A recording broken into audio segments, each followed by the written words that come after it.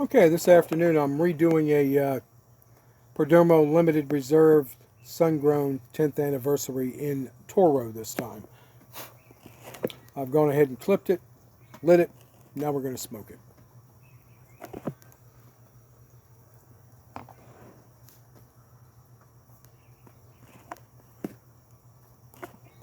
So what I actually did was I bought the, excuse me, the Perdomo 4-pack in Toro of their Sun-Grown collection. So I've got a 20th anniversary, I've got a 10th anniversary, I've got a Lot 23, and an Habano, which is their bourbon aged. Probably my favorite Perdomo. Okay, so here we go with the limited edition.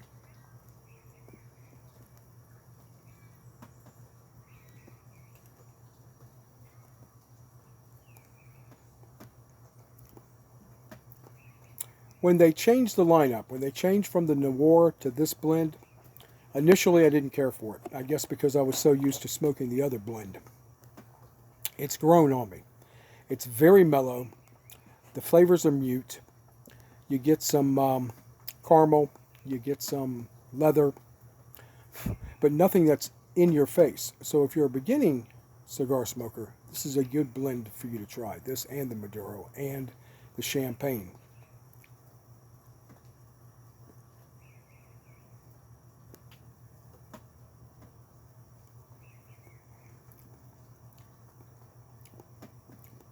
Quite a short finish. Well, it's still there. That finish is still there. And I'm getting leather. Okay, what am I drinking tonight? Well, I haven't had this in so long, I've forgotten what type of beer it is. I thought it was from India, but it's Lucky Buddha, and it's from China. So probably got a lot of rice in this beer.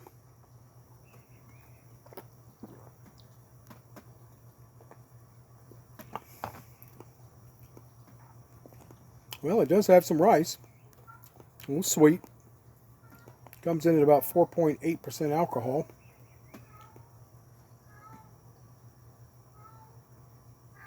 Lucky Buddha Enlightened Beer.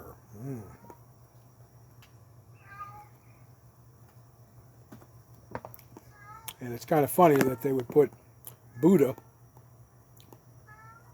on the beer bottle, being that communist China is non-religious.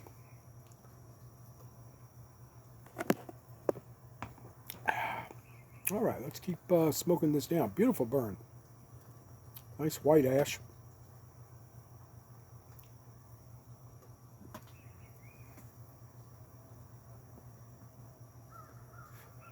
We did have rain today down here in the deep south. It is Columbus, Georgia, Phoenix City, Alabama. And it rained out here at the homestead, Harris County, Hamilton, Georgia. But the cats are out, which means the rain's probably going to just dissipate. Oh, I had somebody comment on my watch the other day, the Waltham. Asked me what other watches I had. Well, today I'm wearing a 1950s Elgin. And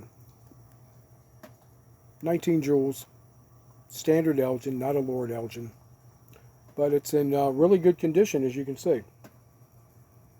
I like my antique watches.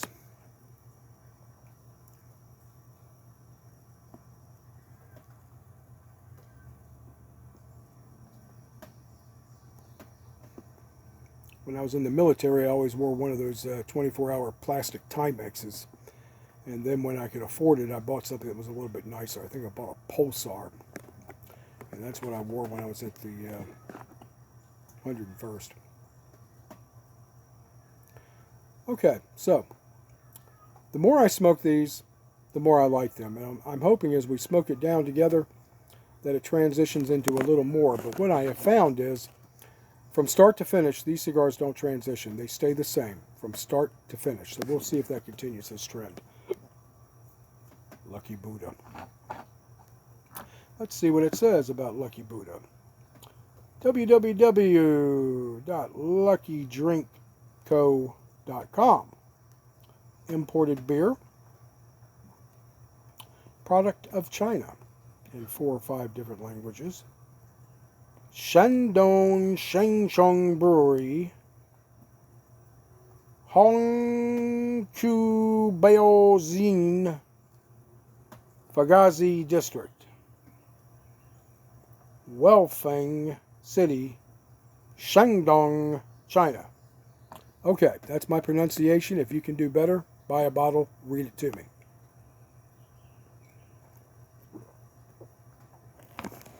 It's very wet, not very hoppy.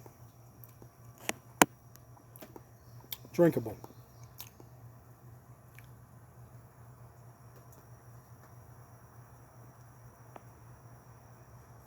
Okay, Mr. Disney, before you ask how much this cost, I got a 4-pack of these sticks, 4 Toros for $28. So there you go, $7 a stick. Very reasonable for this quality of cigar. Perfect, absolute, beautiful burn. Stack of dimes. Look at the fold on that. These are great cigars. Nick really puts out what I think, dollar for dollar, stick for stick, the best cigars in the business. Him and AJ.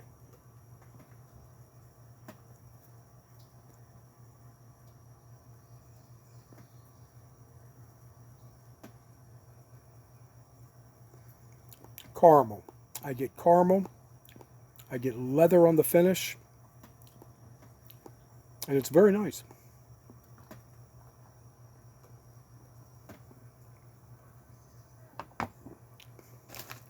Well, I'm waiting for the old lady to get back from her daughter's house. I had to run get some sugar. We're having chili tonight. So I want rice with my chili. Or noodles or something. I also have pistachios. Let's get cracking.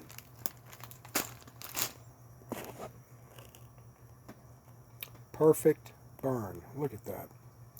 Look at that wrapper too. That is just a beautiful cinnamon brown wrapper.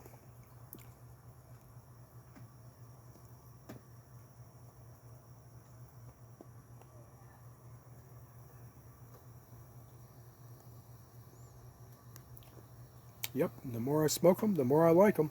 I'll have to get a couple of the Maduros, because that one, very mute on flavors too. But this one's caramel, leather, and some cinnamon. Beautiful burn.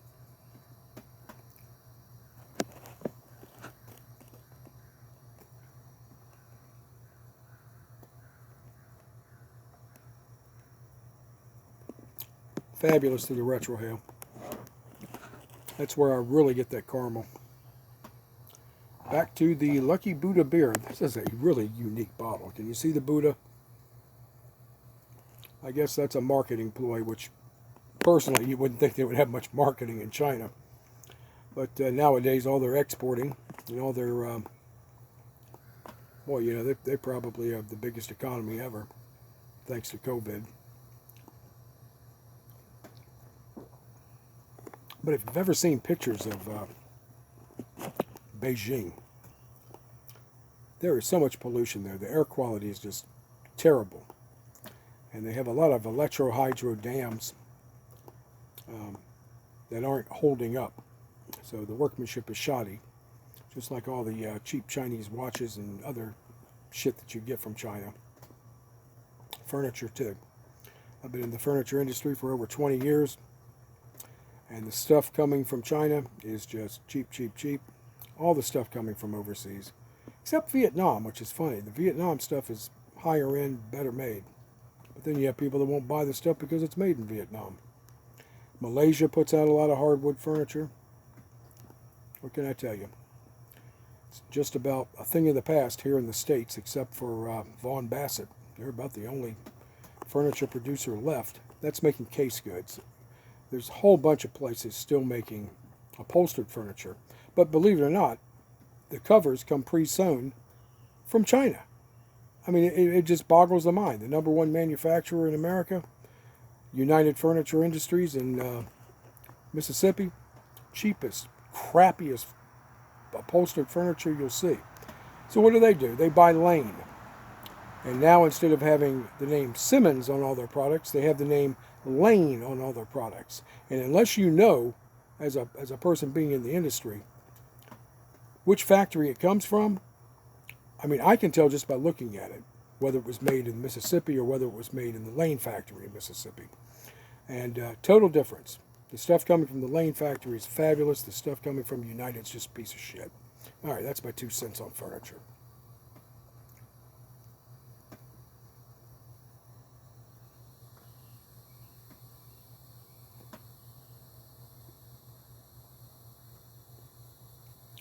Yep, no transition, but we're only 3/4 of an inch in. And look at the burn on that thing. All right, let's keep smoking. We're at the 10, 11 minute mark, but, screw it. Let's just go ahead and drink our Lucky Buddha.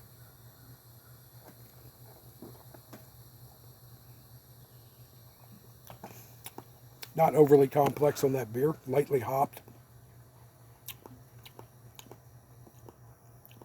It's wet, it's kind of sweet.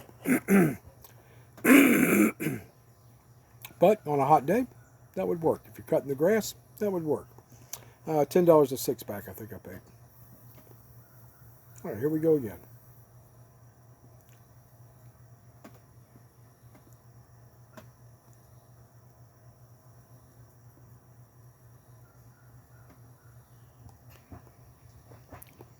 Okay, I'll say it again. The more I smoke these, the more I like them. Now, I loved the Noir series, and I loved the Maduro that they had prior to this release. But the more I smoke it, the more I enjoy it. And I guess that's just my palate adjusting to this particular blend. Look at that burn. That, folks, is a stack of fucking dimes. Perfect burn.